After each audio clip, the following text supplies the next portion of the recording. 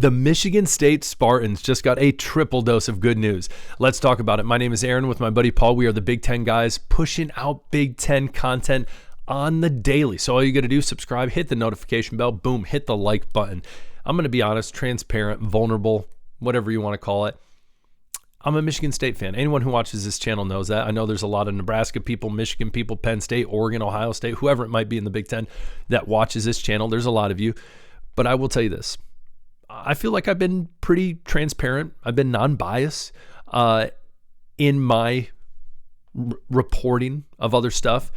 But I'm going to be honest. I did not think I would be making a video of Michigan State where I was this excited to talk about Michigan State, because honestly, I wasn't sure how the season was going to be. I was very optimistic, like I always am, but it is validated after the big win against Boston College. So today we're going to jump into three big things that really are going to have Spartan Nation's hopes up for this season. So don't miss out on any of them. We're going to jump right in. Obviously, first and foremost, big win against Boston College, 42-40. If you stayed up for the whole thing, double overtime. I'm jumping up and down after they won. Went to go lay in bed. Could not fall asleep. It always happens to me. Don't even get me started talking about the USC game, because if they win that game, I might as well not even go to bed, since it's at 11 p.m. Eastern time. Crazy. But the first thing we need to talk about is Aiden Childs. We need to look at this week and we need to look at last week. We look at this week, responsible for 5 touchdowns, 19-26, 231 yards, on the ground 39 rushing yards, and obviously one of those was a rushing touchdown of the 5. We go to last week against Western Michigan, 17-23, 155 yards, 1 touchdown, and then rushing was 10 carries for 8 yards. Not ideal. Not ideal week. And I think a lot of people after that Western game, they thought, this is very underwhelming. This is frustrating. It seems like it's going to be the same old Spartans this year. They came out, chip on their shoulder, against a good Boston College team. Listen, I think a lot of people are like, it's Boston College. It's Boston College. Bill O'Brien, great offensive mind, 1. Lonergan, great quarterback, coming from Alabama, going to Boston College. This is not a bad team. I think they are going to put up some fights in the ACC. Do not be surprised. We saw Clemson the other day against Troy, did not look great. They didn't look good. I don't think Clemson is good as a lot of people think with Klubnik at quarterback, with Cade Klubnik. So again, we will see. But looking at Aiden Childs' performance from last week, stepping it up to this week. Bless me. Thank you. Stepping it up this week under the lights, Spartan Stadium, is huge. That should give you promise and hope moving on into the future, moving on to the schedule, which we'll look at the end of this episode. But again, a lot of questions were answered for Aiden Childs tonight. Last year, does he have the maturity in the sense of, hey, can he control the game? Can he manage the game? It looked like last year, obviously, we know he made a lot of mistakes. Last year in this exact game, he was driving down the field beautifully, 10 yards, 15 yards, whatever it might be. Boom, throws into triple coverage in the back of the end zone, intercepted. That's the end of the game. You could tell he had much more command of the game, much more control as well. Let's not forget, the man was not afraid to run. He showed that he not only is lethal in the air, but on the ground as well. I'm telling you, Aiden Childs is the real deal. You saw it, I saw it, and I think this year, I know this year he will continue to show that to the Big Ten and to college football as a whole.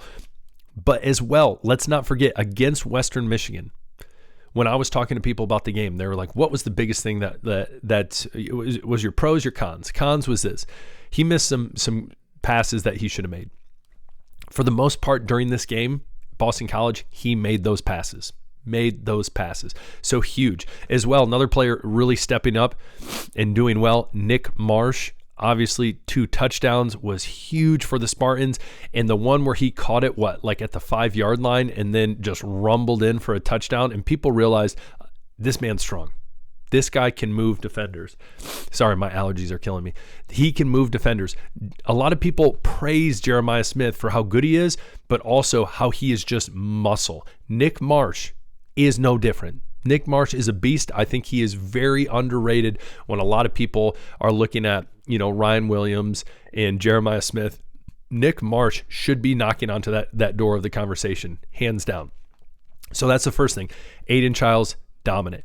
Defensively, we need to look at 2 games in a row. They hold their opponent to less than 75 yards. So against Western, that's 29 yards. And then against Boston College, that's 36. Now, in the air was not ideal, obviously, for the Broncos. It wasn't bad. But again, you're going up against a Bill O'Brien offense that was solid. That's pretty good. Again, I think they are going to be trouble in the ACC. But that's good, especially looking down the road at this schedule. We look at teams.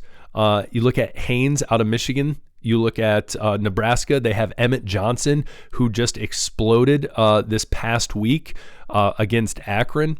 As well, you look at Penn State and their kind of double-headed dragon in Allen and Singleton. And so they're going to be going up against some teams that have some solid rush attacks, that have solid running backs, that have good offensive lines.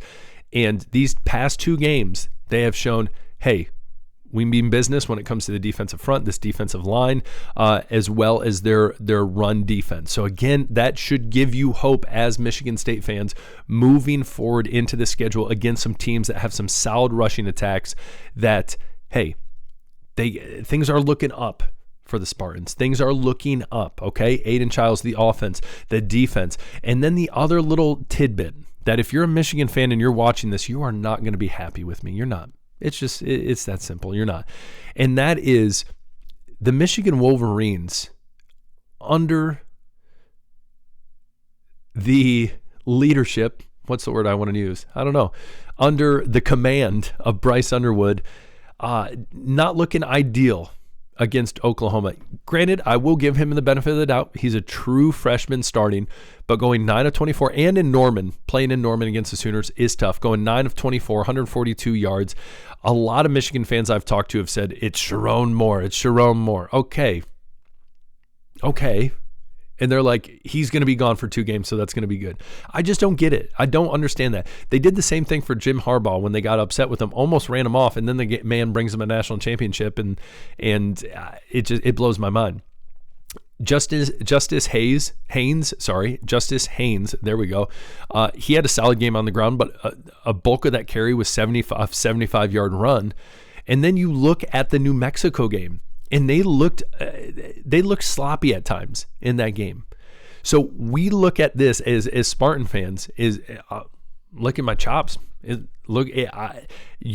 I honestly believe Michigan State plays Michigan right now. I see that win, especially in East Lansing. You know for a fact it's going to be rowdy in East Lansing during that rivalry game.